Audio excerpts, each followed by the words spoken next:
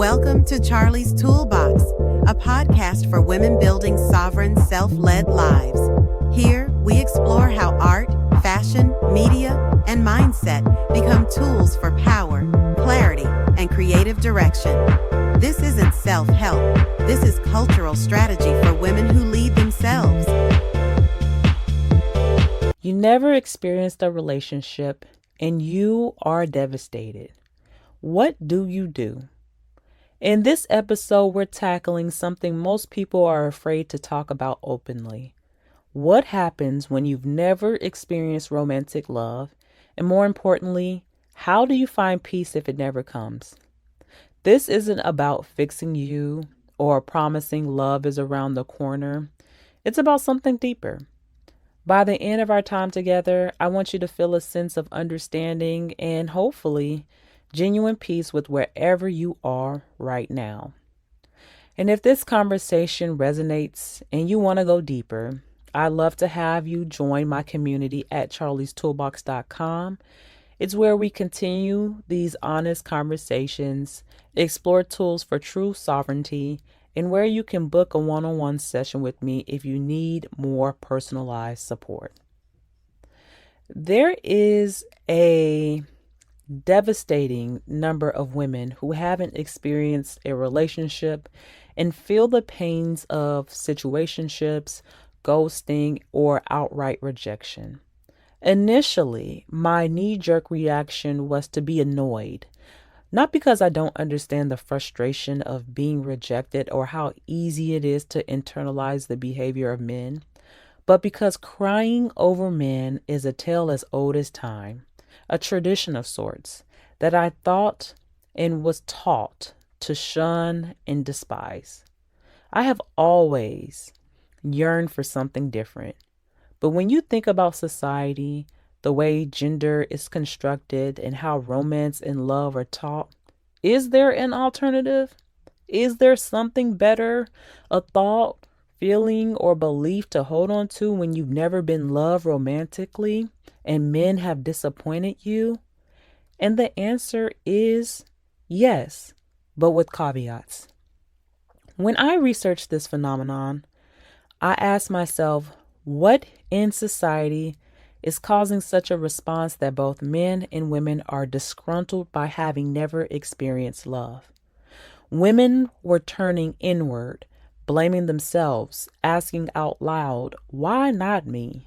And discussing how much this hurts, while men, feeling the same thing, turned outwardly and made women the cause of their suffering. However, society is the reason why we are all suffering. Sociologically, we are existing and pushing forward in a world that neither gender is prepared for. Gender expectations are shifting. Power dynamics are changing. The beauty and desire hierarchy is changing, but at the same time staying the same. Economic instability is making it hard to establish the foundation people feel is necessary for serious relationships or marriage.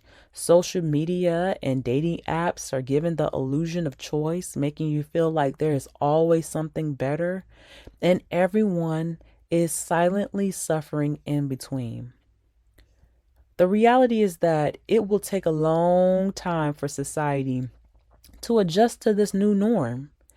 And the casualties of this shift will be women and men who have never been loved romantically. Some may be able to change, get lucky, heal, learn, and one day stumble upon it. And others may be left saddened, yearning for something that will never come. So what do you do when the latter is you? You don't take it personally, which is easier said than done. Romantic love is mostly luck. You can have everything that someone desires and be high on the hierarchy and still not experience it. You can do everything dating coaches say and still not experience it. You can follow all the rules and do everything right and still not be lucky at love, because such is life.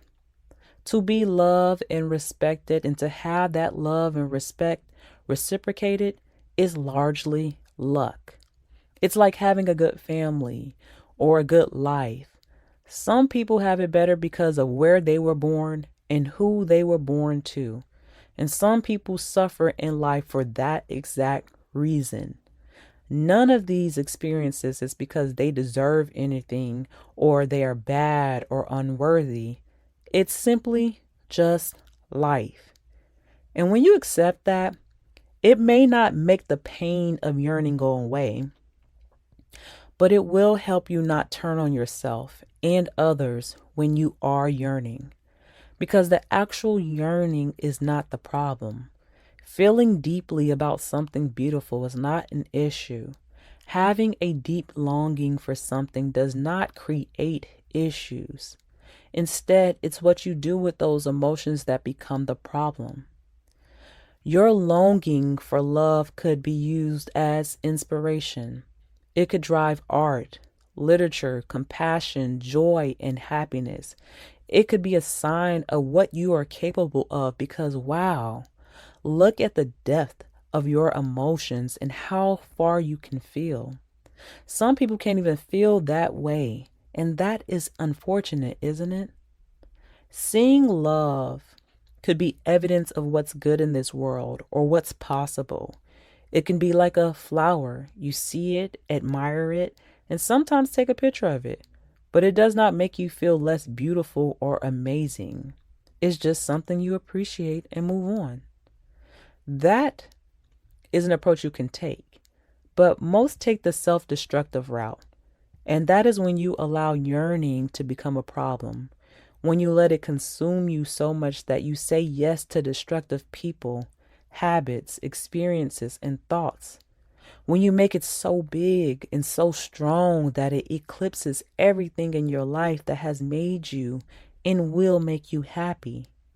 When you create evidence of why you are unworthy, of I'll never, I always, it's always me, I'm XYZ, is when yearning is a problem. Yearning is neutral. It becomes something when you decide what it is or when you refuse to let it out. Which brings me to my next point. You must feel these emotions of heartbreak, yearning, sadness, anger, and melancholy because you have not experienced romantic love. There is no point in lying to yourself because even when you do lie, your emotions will show up anyway. So just feel them. Indulge in these emotions. Take a day, a week, maybe even a month to pout, cry, bed rot, feel depressed, angry, say out loud, this sucks, and perhaps even say out loud what you desperately fear, and that is you may not get it. That love may not come your way, and sit with that thought because that's a possibility, and then acknowledging it won't ruin your manifestation. It won't jinx you or be evidence of limited thinking. It's just a thought, one that you are confronting, and hopefully one that you realize is not a boogeyman. Being without romantic love is not a horror film. It is not the most worst possible outcome.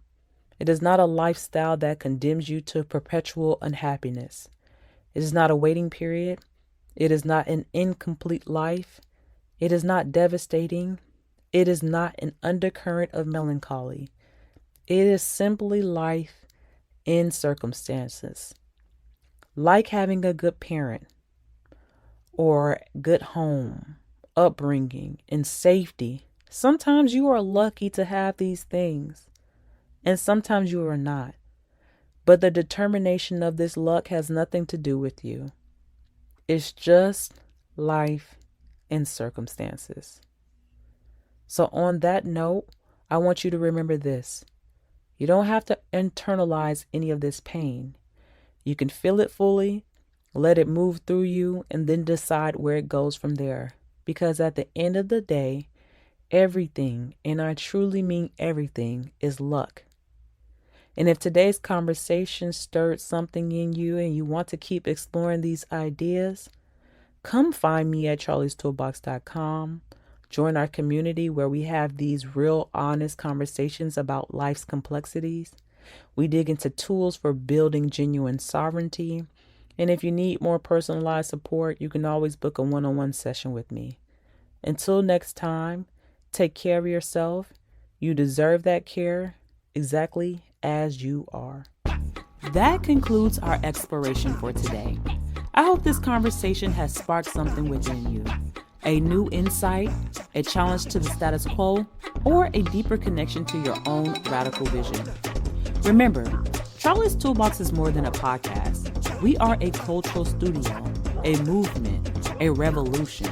If you're ready to dive deeper, to access exclusive tools, and to build alongside a powerful assembly of visionary women, visit charliestoolbox.com to discover the Radical Atelier. Thank you for listening. Until next time, keep